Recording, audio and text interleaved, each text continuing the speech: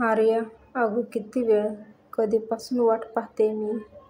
उशीर होणार असेल तर तुला घरी कळवायला काय होतं गं? तुझ्या काळजीने इथे माझा जीव टांगणीला लागलेला असतो आणि तुला मात्र त्याचं काहीही नसतं. मैत्रिणीसोबत नुसतं हुंदडत बसायचं. बाबांचा 2 वेळा कॉल येऊन गेला. त्यांचा फोन उचलायला काय प्रॉब्लेम आहे तुला? आता ते घरी आले की त्यांच्या प्रश्नांची उत्तरे तयार ठेव. सविता आर्याला दारात बघून अगदी बुलेट ट्रेनसारख्या सुरू झाल्या होत्या. अगं आई, हो गं, काय तू पण आल्या आल्या सुरू होतेस? जरा श्वास तर घेऊ दे.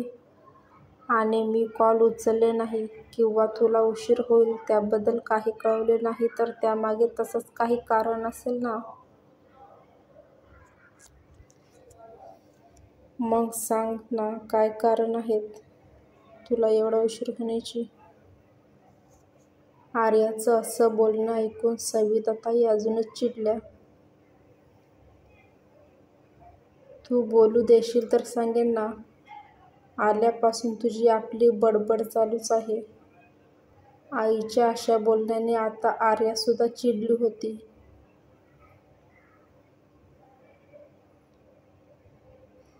सविता, जास्त आगाऊपणा करू नको. आर्या, मुकाट्याने सांग का उशीर झाला ते? आर्या, अगं आम्ही मॉलमधून निघालो तेव्हा मेघाला तिच्या बहिणीचा कॉल आलेला. तिची आई अचानक चक्कर येऊन पडली. तिला काही कळत नव्हतं म्हणून तिने मेघाला कॉल करून घरी लवकर यायला सांगितलं.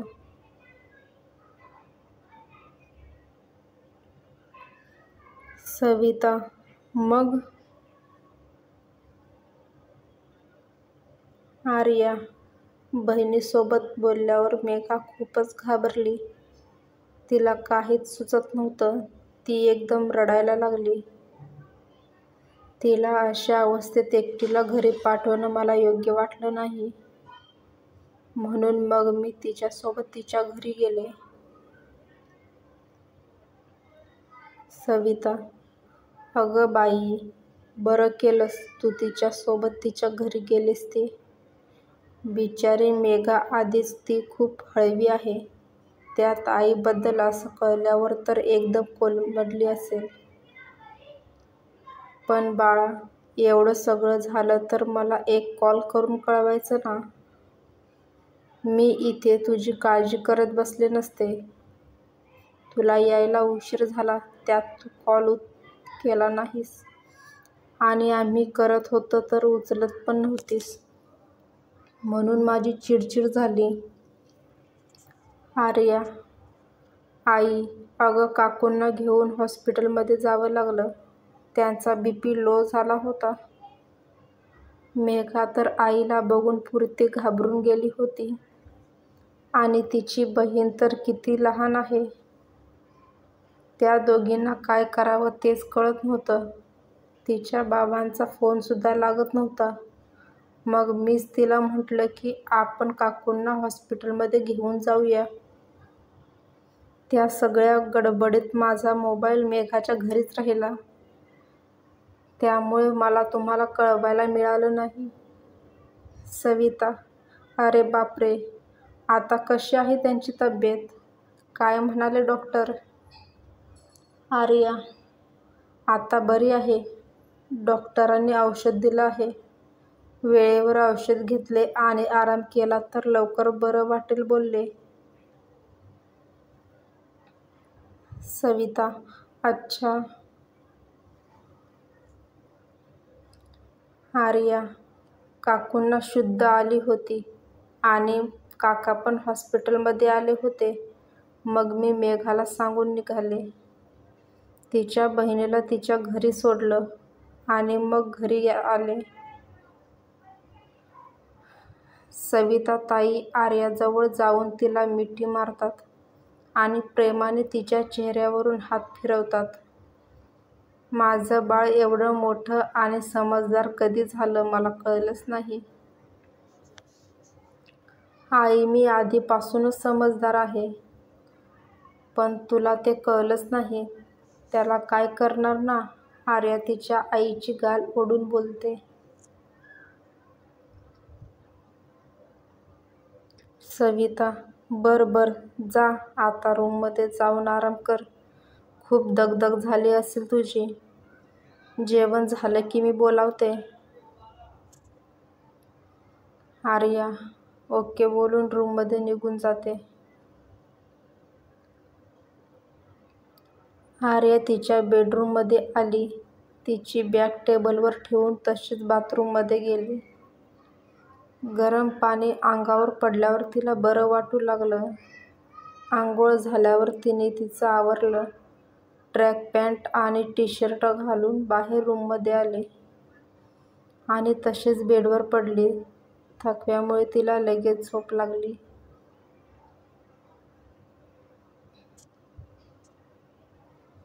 थोड्या वेळाने श्रीधरराव घरी आले. श्रीधर देसाई म्हणजे आपल्या नायिकेचा बाबा. आईने त्यांना पाणी दिलं. पाणी पिऊन झाल्यावर त्यांनी सविताताईंकडे पाहिलं आणि म्हणाले, आर्या कुठे आहे? सविता, ती तिच्या रूममध्ये आहे. श्रीधर, मी बोलून येतो तिच्याशी. सविता, अहो ती झोपली असेल. बरीच थकल्यासारखी दिसत होती. तिला आराम करू दे. जेवणासाठी बोलावते तिला तेव्हा बोला तिच्याशी. तोवर तुम्ही फ्रेश होऊन घ्या.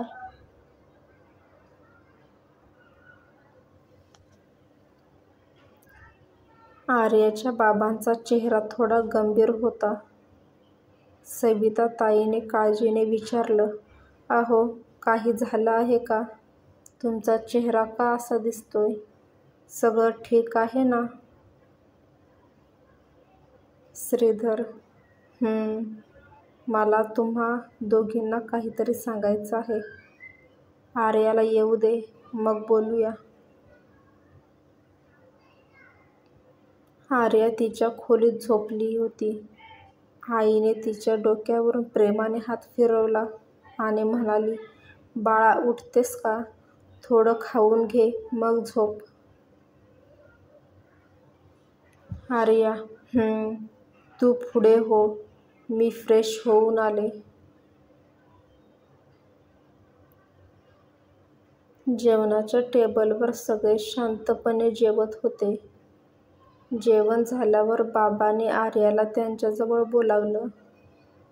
तिने मानेनेच होकार दिला आणि उठून त्यांच्या शेजारी जाऊन बसली. बाबांनी प्रेमाने तिला मिठीत घेतलं आणि म्हणाले, तू आज जे काही वागलीस त्याचा मला खूप अभिमान वाटतो बाळा. तू नेहमी अशीच राहा. निस्वार्थीपणे दुसऱ्यांना मदत करणं हा तुझा स्वभाव खूप चांगला आहे. तो कायम तसाच ठेव. पण पुढच्या वेळी असं काही असेल तर न विसरता आई किंवा मला कळवायचं काय? आज तुझ्या काळजीने ना माझं कामात लक्ष होतं ना आईचं घरात. तू ठीक आहेस कळलं तेव्हा कुठे माझ्या जीवाचा घोर कमी झाला. नेक्स्ट टाईम लक्षात ठेव. काहीही झालं तरी आईला सांगायचं. कॉल नाही करता आलं तरी एक मेसेज करून ठेव. त्यावर आर्याने मध्ये मान डोलावली आणि म्हणाली, बाबा मी ह्यापुढे काळजी घेईन. पुन्हा असं होणार नाही. बरं, मला तुम्हा दोघींना काहीतरी सांगायचं आहे. आर्या आणि आई काय या आविर्भात त्यांच्याकडे पाहत होत्या. श्रीधर, माझं ट्रान्सफर झालं आहे मुंबईला.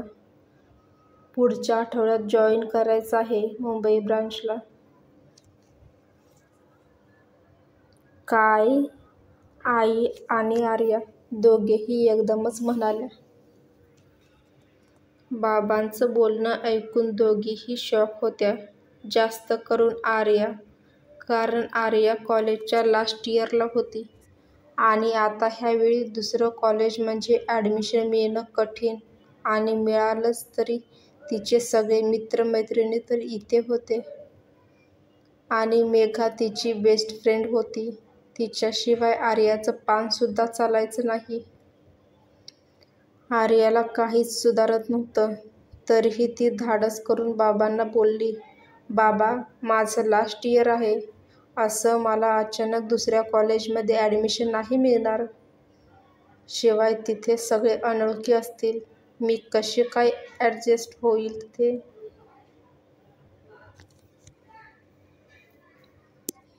श्रीधर, बाळा मलासुद्धा कळतंय, पण आता पर्याय नाही. मी ट्रान्सफर रोखण्यासाठी प्रयत्न केले, पण वरून ऑर्डर आहेत त्यामुळे जावंच तर लागेल. बाबांचं बोलणं ऐकून आर्याचं तोंड पडलं. ती फक्त ठीक आहे बाबा एवढं बोलून तिच्या रूममध्ये गेली.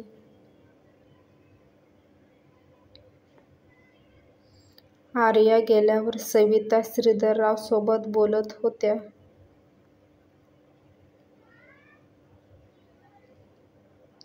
सविता, मी काय म्हणते, तिचं शेवटचं वर्ष आहे.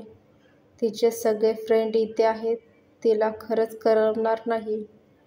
आणि आपल्याला माहीत आहे ना मेघाशिवाय तिला जमत नाही ते. ती तिथे एकटी कंटाळून जाईल. श्रीधर, मग काय म्हणणं आहे तुमचं? सविता, मला असं वाटतं की आपण आर्याला इथेच ठेवूया दादाकडे. तिचं हे वर्ष संपेपर्यंत. तिची परीक्षा झाली की येईल मुंबईला. श्रीधर, ते शक्य नाही सविता. आर्याला असं दुसऱ्याकडे ठेवून जाणे मला पटत नाही. आणि तुलाही माहीत आहे आर्याशिवाय मला करमत नाही ते. तिला पाहिल्याशिवाय माझा दिवस सुरू होत नाही. ते काही नाही, आर्य आपल्यासोबत येणार. मी विनायक दादाशी बोलतो. त्याच्या बऱ्याच ओळखी आहेत मुंबईमध्ये. बघू होईल तिचं ॲडमिशन. तू काळजी करू नको.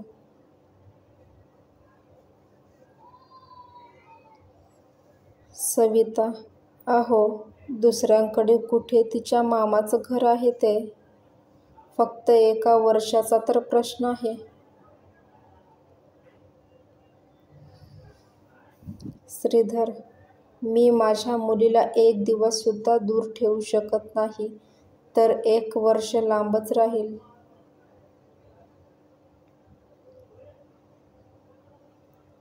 सविता, अहो हे अति होतंय. तुम्ही काय तिला कायम घरीच ठेवणार आहात का? श्रीधर, हो. सविता, अहो मुलीची जात आहे ती.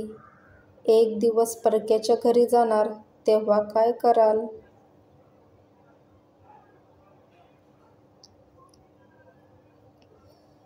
श्रीधर, तेव्हाचं तेव्हा बघू. पण जेवढे शक्य आहे तेवढं मी तिला माझ्या नजरेआड होऊ देणार नाही.